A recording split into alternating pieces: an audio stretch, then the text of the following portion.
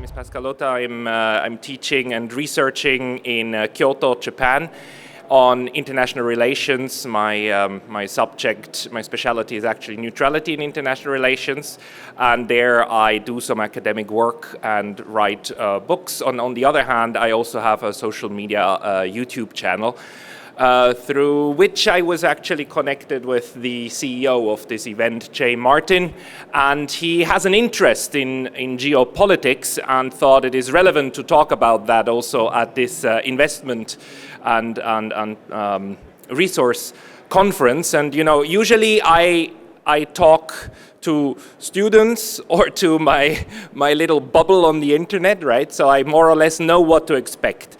In a forum like this, I am less sure, but since this is advertised as a workshop, I thought I'm just going to ask you at the beginning what drew you here. After all, you only had the title of the workshop and you still decided to spend 20 minutes of your day here. So my battle plan is that I will give you a short 5 to 10 minute overview of what I think is important to keep in mind at the moment. But before we start, I would like to have about 1 or 2 concrete questions. So may I ask the brave people who sit in the first row,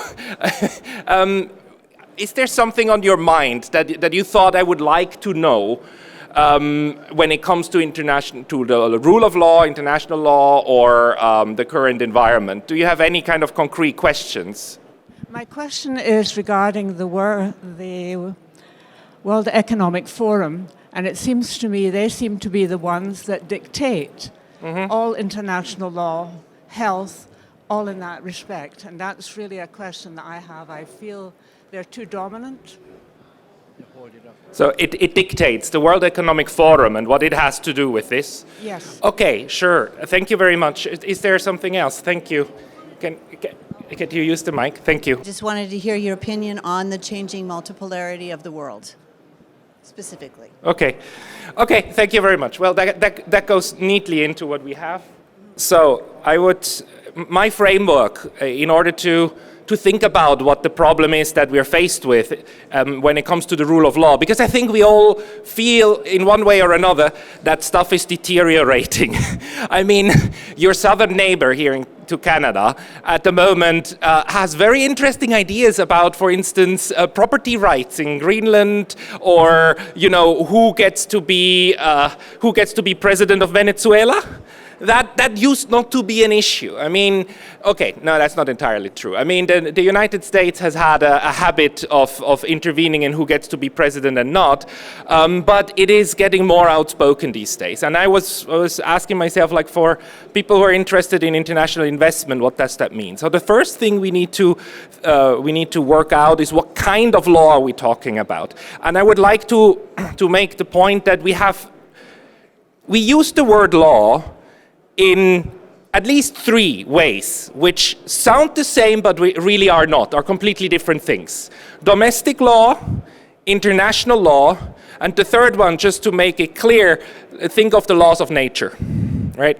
Three times when we use the same word and we mean different things. And I really encourage you to think of international law as different from domestic law as the laws of nature are. So in terms of things getting worse, the good news is laws of nature are rock solid. Donald Trump hasn't touched them yet. If you jump out of a window, the law of gravity still applies, and there's little you can do. But when we come to domestic law, what we've been seeing over the past couple of years is that in the US, in Canada, in Europe too, we have more, we are suddenly confronted with issues that at least 20 years ago seemed fairly clear. Let's say the freedom of speech, the freedom to protest. Think about what's going on right now in the United States with ICE that is intervening everywhere, but in Europe too, we have now sanctions regimes applied against individuals, applied against companies, and these sanctions regimes are widening. So we do have a change, and I would argue a deterioration of domestic law in the way that we knew it. So law always changes constantly, but currently there's a couple of new things going on inside the countries, the ways that laws are made or the ways in which they apply. International law, on the other hand, is weakening on several fronts. And here we do have several problems. One is public international law, so that's the law between nations of how they organize their affairs. We've got the, well, illegal conduct of countries. So by any standard, the abduction of a sitting president of another country is definitely a breach of how the nations, at least how international law and how treaties set out how states should interact with each other. Diplomatic immunity, the Vienna Conventions, these international humanitarian law, the way that conflict is supposed to be conducted. Last year, Israel took the liberty of bombing an Iranian consulate in Syria. And that is just a really blatant breach of the Vienna Convention, of the sanctity of the diplomatic outposts, of embassies, and so on. Whatever you think about Iran on the one hand, but on the other, you've got international law that is supposed to make sure that everybody has kind of certain norms and guarantees. One of the guarantees that most states want to keep intact is the idea that diplomatic representations, embassies, are safe. Because if their embassy is not safe, then what keeps them from actually bombing that embassy, right? So there's a shared interest in keeping up a couple of norms, and those are unfortunately disintegrating, and it has a lot to do with the way this multipolar world is currently shaping up and actually taking away certain certainties of power that used to be here for the last at least 30 or so years. We have the abrogation of important treaties. As an example, the INF Treaty, the Intermediate Ballistic Missile Treaty that the United States cancelled with the Russians. Basically, almost all, except for STAR 2, but that one is about to expire as well, except for that one treaty, all arms control treaties between the US and Russia are now gone. You know, the treaties that we got out of the 1980s, which were actually a great progress over the insecurity of the 60s and 70s during the Cold War. We've seen how in 2017 or 2018, during Donald Trump's first term, he tore up the JCPOA, the treaty between several states and Iran on keeping Iran's nuclear program as small as necessary. That, according to all observers, especially the International Atomic Agency, was actually working. But he said, like, we're leaving. And, you know, that's something states can do. States are allowed to leave treaties. They cancel them. A treaty is nothing else but a contract between countries. If the contract says you can leave within a year and you hand in your notice, you're out. But, of course, the more treaties we leave, the less kind of security we've got in terms of the norms that we know we can look at. And the United States at the moment is unfortunately withdrawing from quite a lot. The United States is currently also withdrawing from several UN agencies. And, you know, that's just less and less participation. And the Europeans, they're not doing exactly the same, but they're also following. So it has this kind of, this cascading effect that the less some countries adhere to certain treaties, or the less they participate, the less others participate, and the more fragile the system gets. And then we have, you know, states just not applying certain treaty principles. Again, think of the way that we used to think that the status of diplomats is pretty clear and pretty secure. I'm not that sure anymore. If I was a Venezuelan diplomat in New York to the United Nations, no, I would be seriously worried. Because there's the fundament that diplomatic immunity, well, grants you the security to move even in places that are usually not friendly to you. That kind of security is going away. So we see these kind of spots, right, where in this sense international law is is deteriorating, unfortunately. Private international law is the other aspect. So public international law is the one between states. Private international law is the law that governs contracts, especially of private individuals. If you have an international contract with another company somewhere, then that's what you would be interested in, of how to enforce contracts across borders.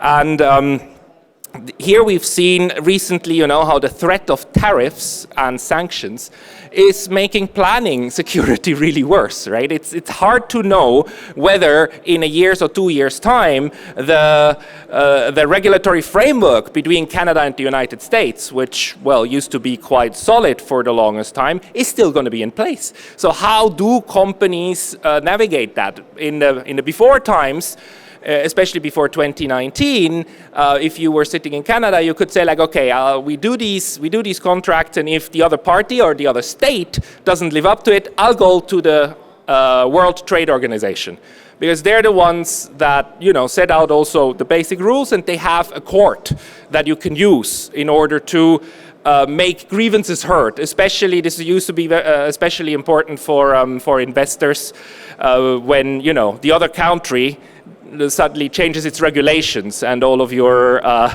calculations for the future investments are like kind of gone and out, right? Then you could go to WTO and say like, hey, they changed the rules while playing the game. That's not fair, and the WTO would pick up such cases. But in 2019, the US, which itself changes the rules of the game quite often, checkmated the World Trade Organization. Today, the World Trade Organization is dysfunctional because the appeals mechanism is destroyed. The United States simply refuses to appoint new judges to the appellation court. So after the first ruling comes out, you can appeal, and that court is now blocked because there are no judges on there, because according to the treaty of the WTO, the US has to consent, the different states have to consent to the judges that will be set on the board. So without consent, no judges; without judges, no court; without court, basically no dispute resolution mechanism. So that one is out as well. Unfortunately, that gave certain certainties, especially for large contracts. Just what can be done, or what's my recommendation? I mean, on the one hand, this is happening at the moment because we have new power centers, right? We have China, we have Russia, we have the inclination then of the United States to say like, I don't want to participate in larger organizations and bind myself to rules, because while in the past it used to be pretty clear, the period between, I would say, 45 and 2010 or so was pretty much dominated by the US. Of course, the Soviet Union was there too, but during the Cold War, you really had a split of the systems, right? You had one block of countries interacting. You had the Western capitalist countries. You had non-aligned countries, which flipped and went around. But it was two systems. These two became one in the 1990s, which was very convenient because the Western one was, of course, modeled more or less after the consensus in the West of 45, Bretton Woods, and then what followed after. But now that you have other power centers that play in the same system, and that's the multipolarity issue, they all play on the same system and they compete to shape the system. And the United States does so too, of course, and now one of the tricks is like to remove yourself and impose your own law. One of the things that was really most striking about, you might remember the case of Julian Assange, is that in order to finally be freed from that prison in the UK, he had to go to a US territory and concede to a US judge that, yes, I broke US law. That was the deal. And he did that, and he was released to Australia. But Julian Assange is an Australian citizen who, while he published documents on WikiLeaks, was in the UK. And the United States says, even though he's a foreign citizen, in a foreign country, US law still applies. And if you disagree, then I'll incarcerate you for 7 years somewhere. I'll have it done until you concede that it is the case. So, and they made that point. US law applies worldwide. And if you think about the Maduro case, what's currently the Department of Justice, one of the accusations against him is the illegal possession of firearms while being president of Venezuela, right? I mean, but that is US domestic law that the US is saying applies even to foreign leaders. And this process is not done, don't get me wrong, but that's the kind of approach that some of these large powers are currently trying to use to just expand their sphere of the law, of their domestic law. And you know, the Chinese and the Russians don't do that yet, but you can see how the idea of sanctions regimes, for instance, EU sanctions, how they already go in a similar way, saying like, okay, oil tankers. An oil tanker that doesn't get its insurance from London or not in the West insurance system is called a shadow fleet tanker, and we have the right to take those. The Americans did that, and the French 2 or 3 days ago did that also. They just boarded an oil tanker on the high sea, which according to the United Nations law of the sea is highly illegal. You cannot do that.